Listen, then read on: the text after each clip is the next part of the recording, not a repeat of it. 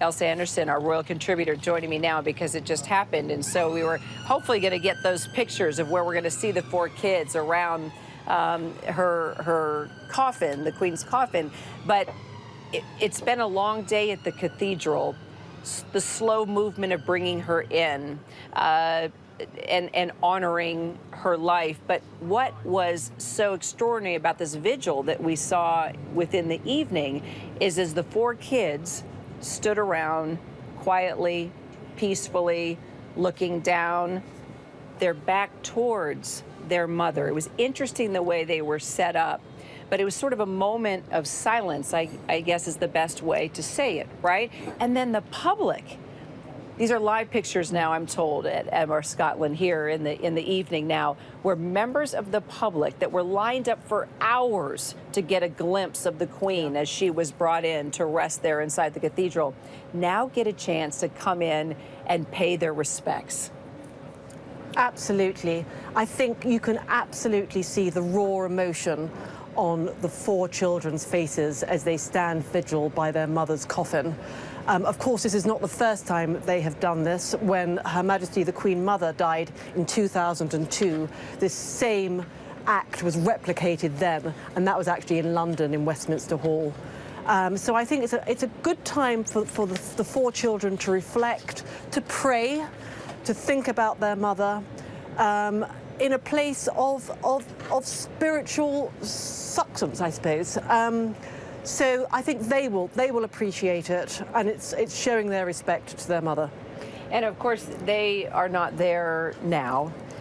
They have left the church, the 4 children, but it was a good 30 minutes or so. Yes. That they stood there quietly, solemnly, bowed their heads, and had a moment with their mom. And it's pretty extraordinary that now they allow the public to come in and have a moment with her as well. It's very personal.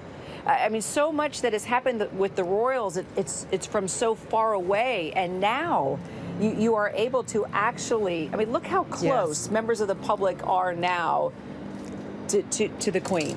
Absolutely close up and personal. And actually, what a lovely thing for the public to be able to do, for them to actually be part of it, be able to pay their respects to Her Majesty. You know, she was the Queen of Scotland, so to start this process, I think it's a beautiful moment for them.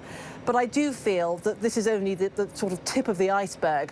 When the Queen lies in state in London, apparently the police are expecting people to queue up for 10 hours plus to pay their respects. So goodness knows how many people will be doing that. I would have thought in their millions. Isn't that just incredible? And just for a few seconds. Well, we were going to continue to, of course, talk about all the live events that happened throughout the morning, throughout the afternoon, now into the evening, as she does slowly make her way here to London, where we are. And will the public also have a chance to visit her as well, like this, when she arrives to London? Absolutely, yes, absolutely. So that will be on Thursday, I believe. I know because I was there when the Queen Mother was laying in state. 1 million people paid their respects to her.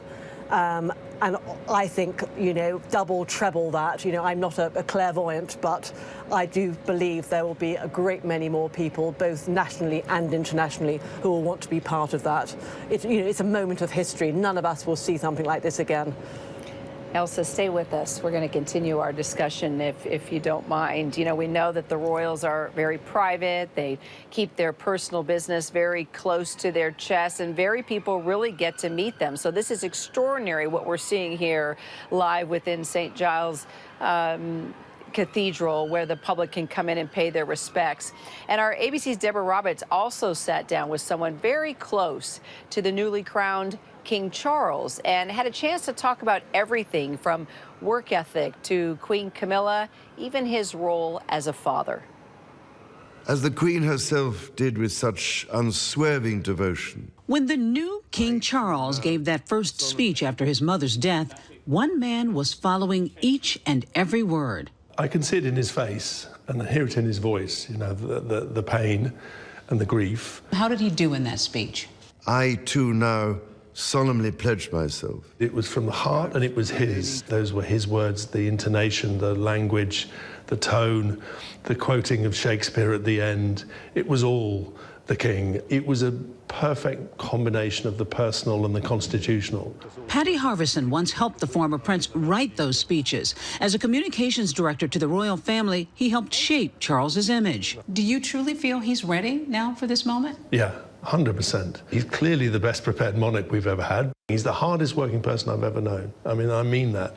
He never stops. There isn't a day in the year he isn't working. If the Queen's mantra was all about duty and diligence and responsibility, here in 2022, what is this king's mantra, do you think? His job is to follow the example set by his mother and do the job to the best of his abilities. I've never met anyone who has a deeper understanding of self. You know, he is a very, very thoughtful person, and he has deeply held views. He will do it his way.